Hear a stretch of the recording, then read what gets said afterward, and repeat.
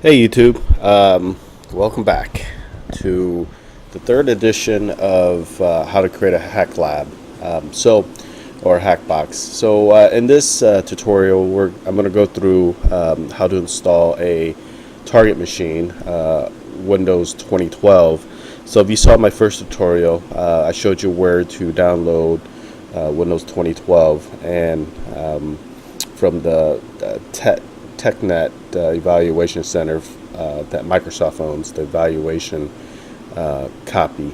So if you downloaded that, get it ready because we're about to install it. Again, this is going to be the target machine that we're going to be using to target from our Kali Linux machine. So follow along. All right, so I have fire up your Oracle VirtualBox, and all you do is the same thing as you did with Kali. Just go to New, give your window instance a name. I'm just going to call it Windows Server 2012 R2. Alright, and this is going to be a Windows type, and we're going to choose Windows Server 2012 if that's an option. It's no longer an option, so let's just go ahead and choose other Windows 64-bit because that's what I downloaded, was the 64-bit version. Go ahead and press next. Let's go ahead and make this one same thing, 2 gigs. And press next, and we do want to create a virtual hard disk. We want to keep it VDI for virtual disk image, and we want to keep it dynamically located. And let's just go ahead and make this one, I think 20 gigs fine, but let's go ahead and make it 25. Well, let's make it 30 gig just in case. Alright, and just go ahead and press create. Well, actually, let's just move this up just in case.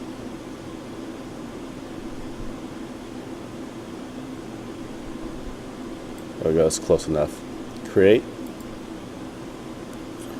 Alright, and after the instance appears on your description box here for your instance on VirtualBox, go ahead and highlight it and click setting. And system should be default. I'm just going to use one CPU because I have 4 of them. I'm not sure if you'll have an option, but 1 is fine. Acceleration should keep the default. Display also keep the default. Storage, this is where you'll have to enter your secondary master. So where it says empty here, just click on empty, click on this icon, and choose this file. So this is where I put everything, and it is right here, Server 2012 trial,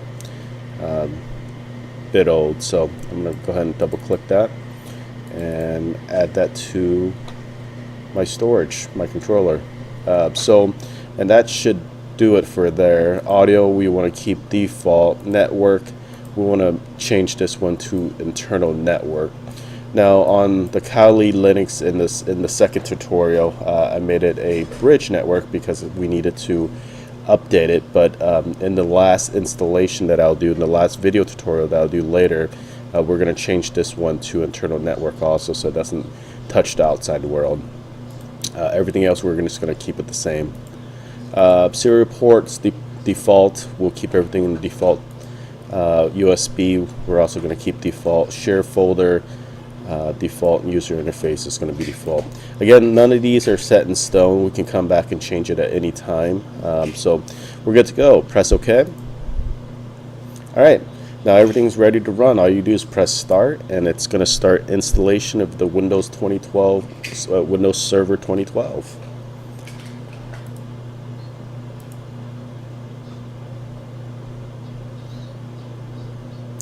Some parts of this is going to take a while, so I'm just going to fast forward the parts that will be slow.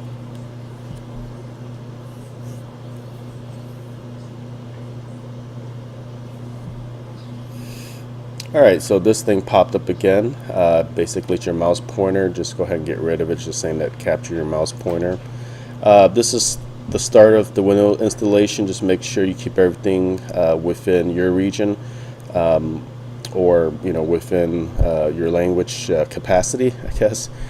So language to install for me is English, time and currency format English, and then keyboard is also US. So let's go ahead and press next and just click install now.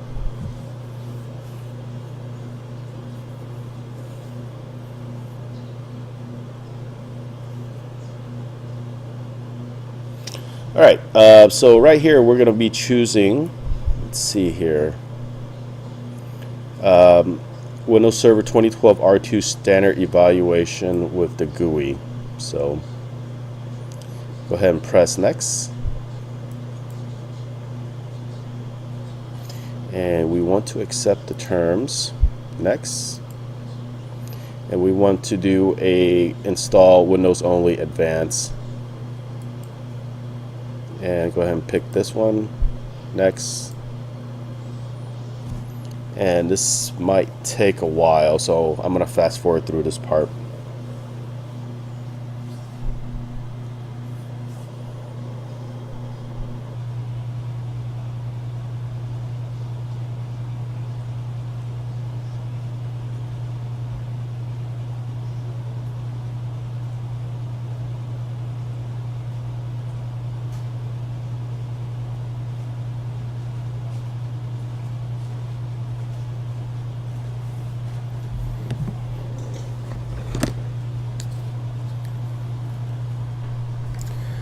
Alright folks, it looks like we're back.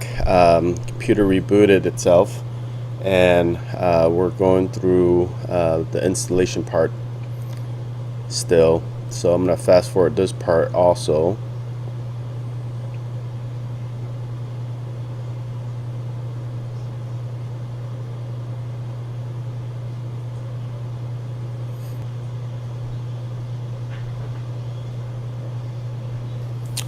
Alright, this is where you'll set up your password and make sure you remember it. Just create your password.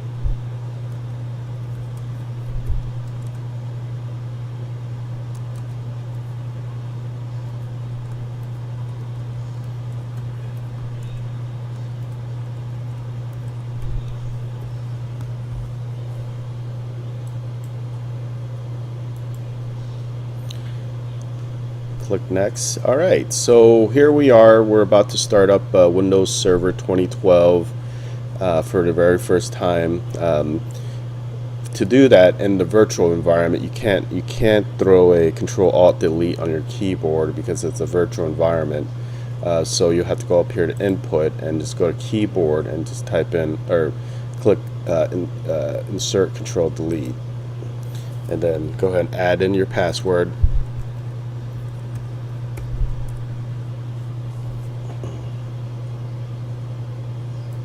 And wait for it to boot up. Alright, so the server manager, it's going to boot up here. Now remember folks, this is your target machine, so we're going to make it pretty vulnerable so that you can come back to it later and attack it with your Kali Linux or your BackBox or another target machine. Here we are. So the next thing we want to do is we want to turn on some features so that we can hack around with it later. So again, I mean, some of these features that we're going to be turning on might not seem too conventional as far as security goes, but for the sake of hacking and pen testing, we're going to turn some of them on. Okay. So as you can probably see, we don't have any internet, so that's good because we're using an internal network right now. So that's exactly what we want for right now. So in the last tutorial I'll do, not the last one, but in a future tutorial that I'll do, I'll show you how to configure the IP address so that all of them can all your virtual instance can talk together within a internal network. Okay. So the first thing we want to do is we want to tweak a few things, and let me go to local server here. The first thing we want to do is change the computer name. So let's just go ahead and do that. What do we want to call it? Just go press, gotta click on change right here, and let's just call it Windows Server 2012, so we can identify it. Okay, and that's it. Just go ahead and press enter. Oh, it's too long. I gotta shorten it. Let's just go ahead and make it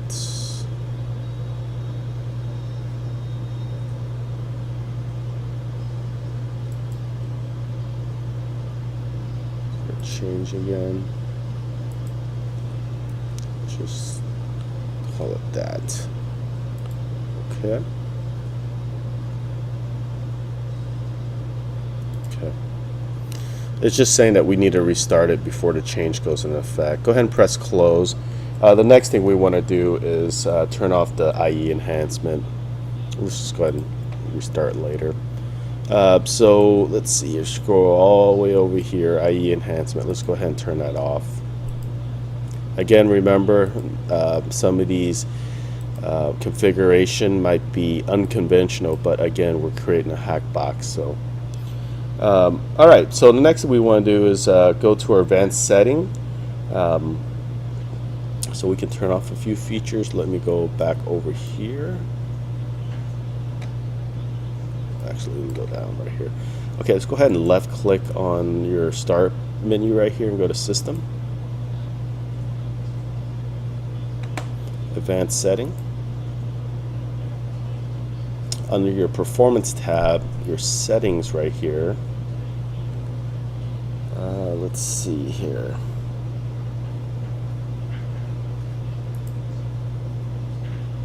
Where did it go? Oh, here we go. We want to turn this off to there. Yeah. Go ahead and press apply. Okay. Okay, there. All right, we want to install our WIS next as a web server, because later on you'll probably want to do some hacking with web servers. So let's just go ahead and install that. So we got to go back to our dashboard and then add rows and features. Go ahead and just press next. And we want to do a role base or feature base installation. Okay. Let's go ahead and that's our IP address right now. I'm going to change that right after I get off this machine. But later on in the last tutorial, when I pull everything together, we're going to be changing this so that you'll be able to get a visual of where all your machines are, what their IP address. That way it's a little bit more organized, and you know which box you're hacking and what type of information you're gaining from it. So again, this is going to change later, but we'll worry about this another time. So just go ahead and press next. All right, so I think this should be in here.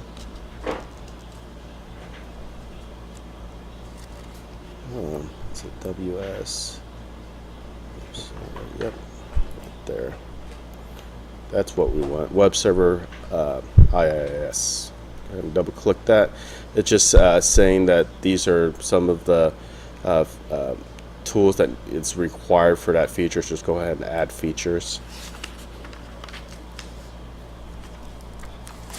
All right, and go ahead and press next.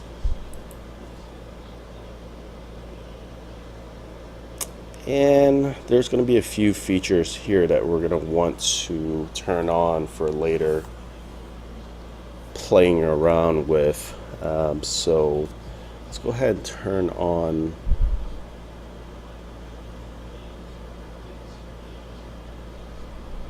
bits. Let's go ahead and add features to all of that.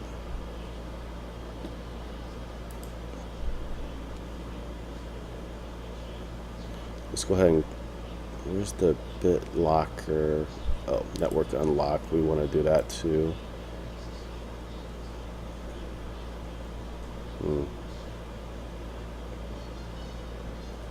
Let's turn that on also. Client for NS. Yep. Turn that. Let's turn on all this. Enhanced storage. Failover cluster group policy. Whoops. Group policies. Ink and handwriting service.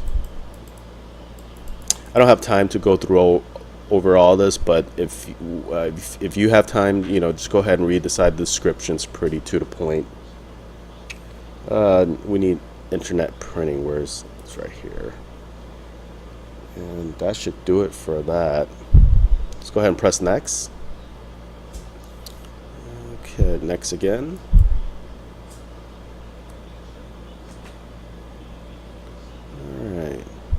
Yeah, that should do it. Just go next through there. WDS. We won't need that. Well, actually we do. Let's just keep the default here. Deployment server and transport server. All this does is push images out to different machines. For, let's say, operating system installation or something like that. So make sure those are checked. Both of them are checked. Just go to next. Alright, let's see here. Go ahead and press install. I think that's all we need for now. This might take a while, so I'm going to fast forward through this, folks.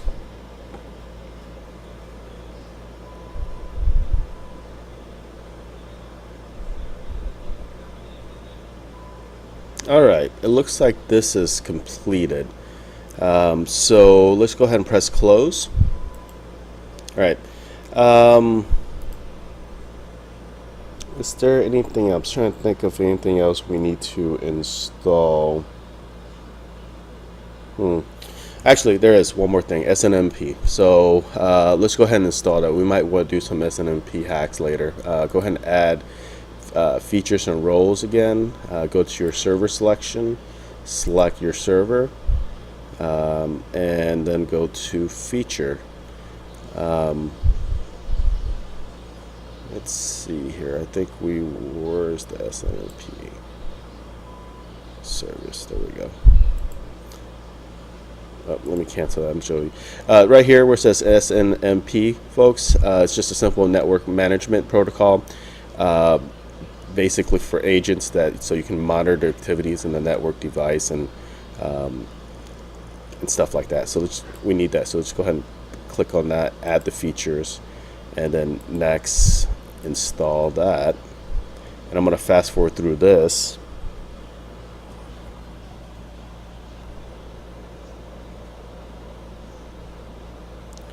Alright, so it looks like this is complete. We're just going to go ahead and press close. And thinking of, okay, so let's just go back up here to tools and scroll down to service to make sure all of our services are running correctly. Alright, so let's go on the automatic ones.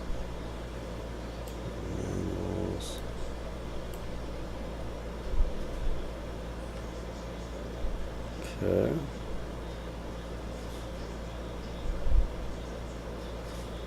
All right, everything looks good.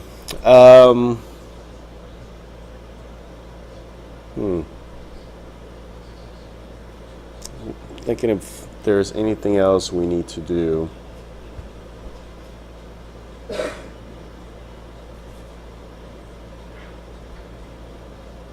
me take a look at that. Let's see what that's. Okay, we don't need that.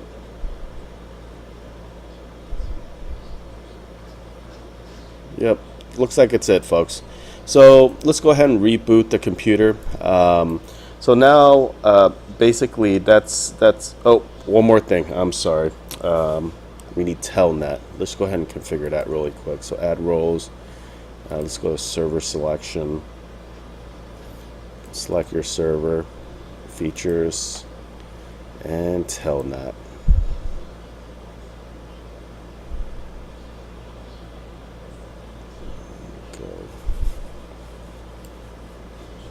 Here we go. Telnet client. There we go. And I think that should do it. Yep, that should do it, folks. Next, install again.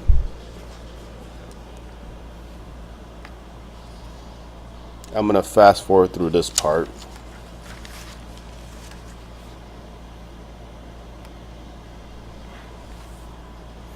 Alright, so it looks like that completed. Go ahead and press close.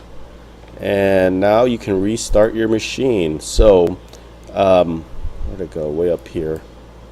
Alright, so folks, most of this is probably not conventional thing to do if you're in a production environment, but we kind of made a machine that we could open up later on and hack around with. So like I said in the first tutorial, practice makes perfect. And once you kind of master the whole pen testing and hacking around with machines that are wide open, you can then kind of close up some things and then make it harder and more difficult for you to hack. So that's really how you get better. But in the next tutorial, I figure I would install Ubuntu in the fourth tutorial on how to create a virtual hack lab, and then at the very end, I'm going to show you guys how to network them all together and have a secure virtual lab to hack around with. So again, never use a live environment that you do not have permission in to hack around with. You always want a some type of lab that you can practice on. Okay, so stay safe and play safe, and I'll see you in the next tutorial, guys. Thanks.